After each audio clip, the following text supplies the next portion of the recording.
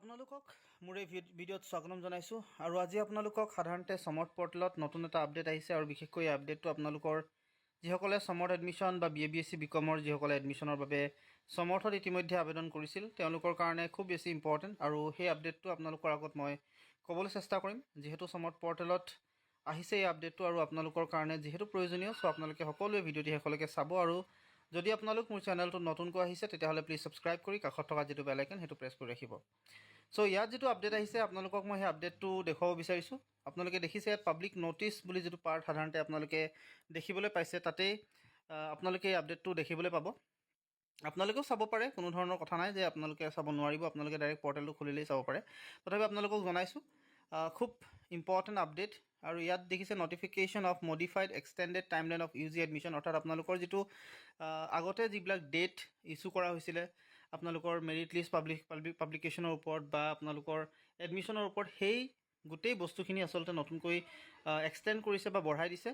আৰু কেতিয়া আপোনালোকৰ এতিয়া এডমিশ্যন হ'ব আৰু কেতিয়া আপোনালোকৰ মেৰিট লিষ্ট প্ৰকাশ পাব সেইটোৰ বিষয়ে ইয়াত উল্লেখ কৰা হৈছে আগতে আপোনালোকৰ মেৰিট লিষ্টটো 13 তাৰিখে প্ৰকাশ পোৱাৰ কথা উল্লেখ কৰিছিলে আৰু 12 তাৰিখলৈকে স্ক্ৰিনিং হোৱাৰ কথা আছিলে এতিয়া আপোনালোকৰ এই ডেটটো অলপমান আগুৱাই দিয়া হৈছে বা অলপমান এক্সটেণ্ড কৰা হৈছে আৰু আপোনালোকৰ মেৰিট লিষ্ট প্ৰকাশ পোৱাৰ লগতে এডমিশ্যন ফাৰ্ষ্ট মেৰিট লিষ্ট প্ৰকাশ পোৱাৰ লগতে এডমিশ্যনটো আপোনালোকৰ কেতিয়া হ'ব ইয়াত ডিটেইলছত উল্লেখ কৰিছে গতিকে আপোনালোকক মই সেই নটিফিকেশ্যনখন ডাউনলোড কৰি প্ৰথমতে দেখুৱাই লৈছোঁ আপোনালোকৰ কি কি কথা তাত উল্লেখ কৰা হৈছে আপোনালোকে সকলোবিলাক ভিডিঅ'টিত জানিব পাৰিব চ' ইয়াত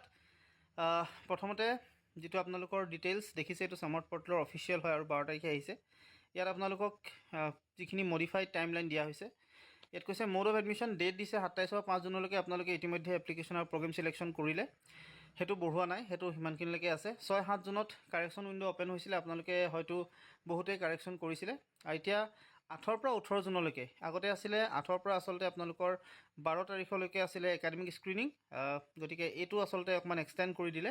8 পৰা 18 জুনলৈকে আপোনালোকৰ এতিয়া একাডেমিক স্ক্ৰিনিং হ'ব অৰ্থাৎ যিখিনি মেৰিট লিষ্ট সেইখিনি বনোৱাৰ কাৰণে তেওঁলোকে দিছে সময় আৰু 19 জুনত আপোনালোকৰ যি ফাৰ্ষ্ট মেৰিট লিষ্ট সেইটো প্ৰকাশ পাব 19 তাৰিখে আপোনালোকৰ ফাৰ্ষ্ট মেৰিট লিষ্ট প্ৰকাশ পাব আৰু 19 তাৰিখে যেতিয়া ফাৰ্ষ্ট মেৰিট লিষ্ট প্ৰকাশ পাব তাৰ এদিনৰ পিছত 20 আৰু 21 এই দুদিন আচলতে 20 তাৰিখ আৰু 21 তাৰিখ ফাৰ্ষ্ট মেৰিট লিষ্টৰ সাধাৰণতে যিটো লিষ্ট প্ৰকাশ পাব সেইসকলে আচলতে এডমিশ্যন ল'ব পাৰিব ফাৰ্ষ্ট মেৰিট লিষ্টত থকা ষ্টুডেণ্টসকলে আৰু তাৰ কাৰণে ফাৰ্ষ্ট মেৰিট লিষ্টৰ যিখন কাগজ বা যিখন মেৰিট লিষ্ট সেইখন প্ৰকাশ পাব আপোনালোকৰ 19 জুনত সেইটো আপোনালোকে মনত ৰাখক এইটো এটা নতুন টাইমলাইন গতিকে এইটোৰ মতেহে সাধাৰণতে আপোনালোকৰ হ'ব 20-21 তাৰিখে আপোনালোকক মই ক'লোৱে ইতিমধ্যে ফাৰ্ষ্ট মেৰিট লিষ্টৰ ছাত্ৰ ছাত্ৰীসকলে এডমিশ্যন ল'ব পাৰিব 22 জুনত আকৌ আপোনালোকৰ ছেকেণ্ড মেৰিট লিষ্ট ওলাব আৰু ছেকেণ্ড মেৰিট লিষ্ট ওলোৱাৰ ঠিক পিছদিনাখন অৰ্থাৎ 24 তাৰিখ আৰু 25 তাৰিখ এই দুদিনত আপোনালোকৰ ছেকেণ্ড মেৰিট লিষ্টৰ যিটো এডমিশ্যন সেই এডমিশ্যনবিলাক আপোনালোকে ল'ব পাৰিব মানে 24-25 তাৰিখে হৈছে আপোনালোকৰ যিটো দিন য'ত নেকি ছেকেণ্ড মেৰিট লিষ্টৰ যিটো নাম আহিছিলে সেইসকলে এডমিশ্যন ল'ব পাৰিব 26 জুনত থাৰ্ড মেৰিট লিষ্ট ওলাব আৰু 27-28 জুনত আপোনালোকে থাৰ্ড মেৰিট লিষ্টত যিসকল ছাত্ৰ ছাত্ৰী তাত নাম আহিছিলে বা আহিব সেইসকলে এডমিশ্যন ল'ব পাৰিব 29 জুন আৰু 1 জুলাইত স্পট এডমিশ্যনৰ কাৰণে দিছে দুদিন 29 আৰু 1 জুলাই 29ৰ পৰা 1 জুলাই আচলতে চ' আপোনালোকক এইটোত 29-30 আৰু 1 3 দিন আপোনালোকে সময় পাব আৰু সেইকেইদিনত আপোনালোকে স্পট এডমিশ্যন হ'ব যিসকলে ফাৰ্ষ্ট মেৰিট লিষ্টত থাকি যাব বা ছেকেণ্ড মেৰিট লিষ্টত যিসকল থাকি যাব বা থাৰ্ড মেৰিট লিষ্টত যিসকল থাকি যাব তেওঁলোকে স্পট এডমিশ্যনত গৈ এডমিশ্যন ল'ব পাৰিব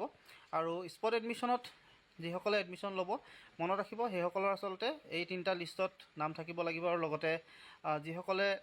সাধাৰণতে এই 3টাত নাপায় বা যিসকলে আচলতে পাবলৈ সক্ষম নহ'ব হয়তো